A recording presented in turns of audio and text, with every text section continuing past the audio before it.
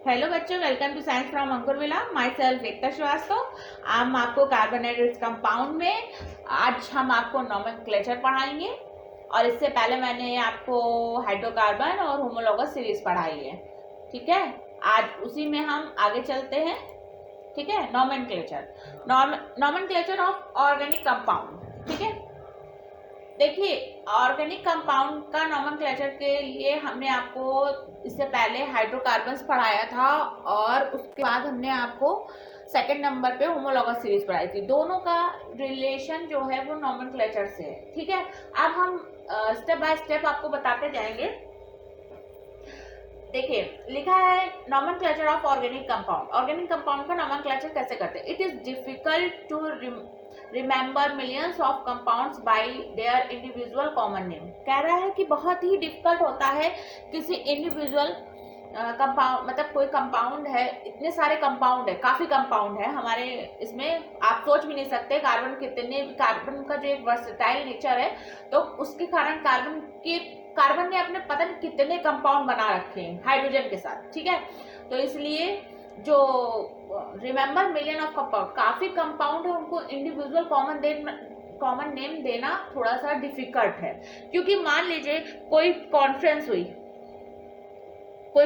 हुई इसके ऊपर, तो मान लीजिए कोई कंपाउंड है, मान लीजिए हम एक ही कंपाउंड मान लेते हैं, ये कंपाउंड है हमारे यहाँ, इसको मान लीजिए इसको बोला जाता है राम। ठीक है, हमारे यहाँ इसको राम बोला जाता है।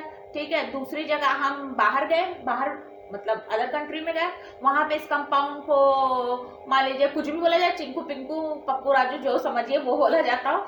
तो अब हम हमारे इंडिया वाले ये जानते हैं कि ये कंपाउंड को राम के नाम से जानते हैं, पर अदर कंट्री में नहीं जानते। तो जब मान लीजिए अदर कंट्री में वो इसी कंपाउंड के बारे में कुछ बोलेंगे तो आपको ये नहीं समझ में आएगा, मतलब हमारे इंडियंस को ये नहीं समझ में आएगा कि वो किस कंपाउंड की बात कर रहे हैं, और हमारे इंडियंस अगर इस कंपाउंड की बात करेंगे तो उन्हें ये नहीं समझ में आएगा कि वो किस कंपाउंड की बात कर रहे हैं। ठीक है, मतलब जहां से ये मिला सबने अपना अपना अलग अलग नाम लिख लिए। जब मान लीजिए हमारे इंडियंस में सबके नाम ऐसे होते हैं, राम है, श्याम है, या जिसका वर्ड्स मतलब होता है हम लोग जिसको जानते हैं, और मान लीजिए बाहर जो अदर कंट्री होती है उनमें वो अपने हिसाब से नाम रखते हैं, तो सबका अपना अपना एक नाम है, उसकी सबकी अपनी अपनी पहचान है उस नाम से।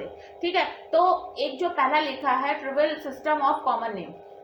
ट्रिवियल सिस्टम कॉमन नेम का मतलब होता है जहां से हमें वो सोर्स, मतलब जहां से वो हमें मिला हुआ है। ठीक है, मान लीजिए इसका नाम ये है ट्रिवियल, वैसे ही ऐसे ही मान लीजिए इसका नाम राम है और उनकी कंट्री में इसे पप्पू बोला जाता है। ठीक है, इसको पप्पू बोला जाता है उनकी कंट्री में, और हमारी कंट्री में से राम बोला जाता है। तो मान लीजिए एक कॉन्फ्रेंस हुई, उन्होंने बताया कि राम के इतने हाइड्रोजन बॉन्ड है, राम की इतनी ये केमिकल प्रॉपर्टी है, ये फिजिकल प्रॉपर्टी, और तो उन लोग को ये नहीं समझ में आएगा वो किस कंपाउंड की बात कर रहे हैं। ठीक है, और हमारे यहाँ क्या है, वो बोलेंगे पप्पू की ये है, वो है, ये फिजिकल प्रॉपर्टी, केमिकल प्रॉपर्टी है, तो हम लोग को ये नहीं समझ में आएगा वो किस कंपाउंड की बात कर रहे हैं। ठीक है, हम चुप रहेंगे या वो चुप रहेंगे तो इस पे कोई भी निष्कर्ष नहीं निकलेगा।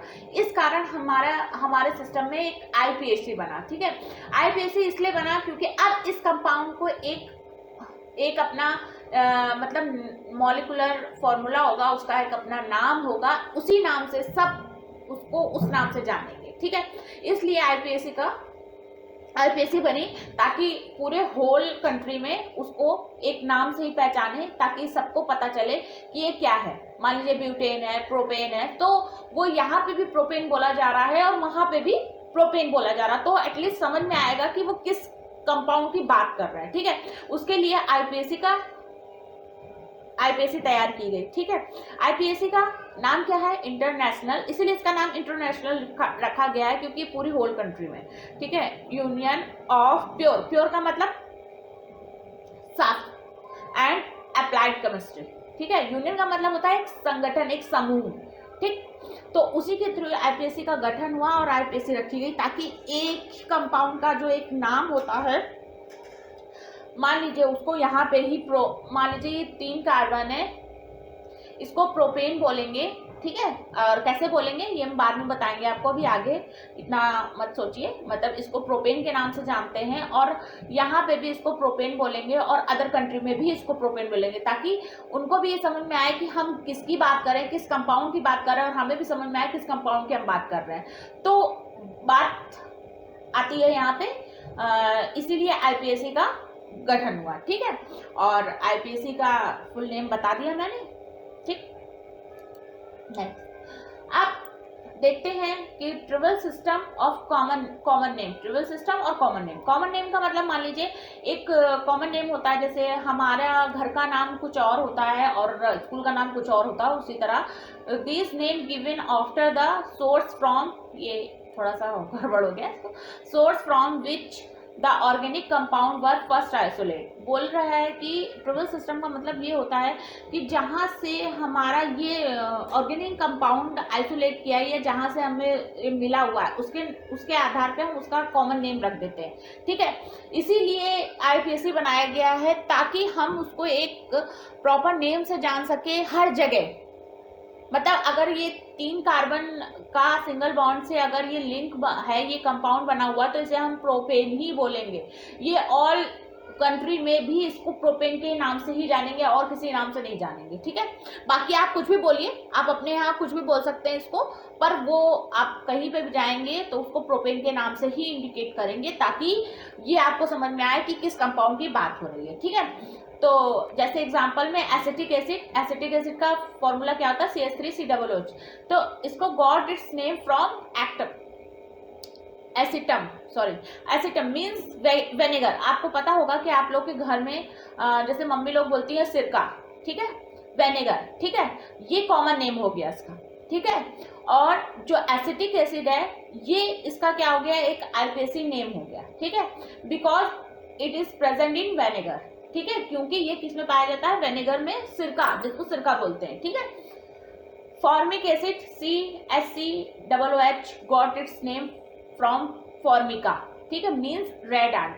रेड एंट में जो होता है वो फॉर्मिक एसिड होता है। आपने देखा होगा कि कभी कभी क्या होता है, जो रेड वाली एंट होती हैं वो हमारे अगर स्किन पे काट लेती हैं तो हमारी स्किन पे उस जगह पे जलन होने लगती है, काफ़ी खुजली होती है, फिर दाने जैसे निकल आते हैं। तो वो सब किस कारण होता है, क्योंकि वो फॉर्मिक एसिड में प्रेजेंट होता है, इसलिए because it is present in red ant. फिर marsh gas CH4 got its name because it is obtain from marshland. Marshland का मतलब होता है दलदल, ठीक है। दलदल में जो जैसे दलदल है, कीचड़ है, वहां पे एक गैस बनती है, उस गैस को मार्स गैस कहते हैं, ठीक है।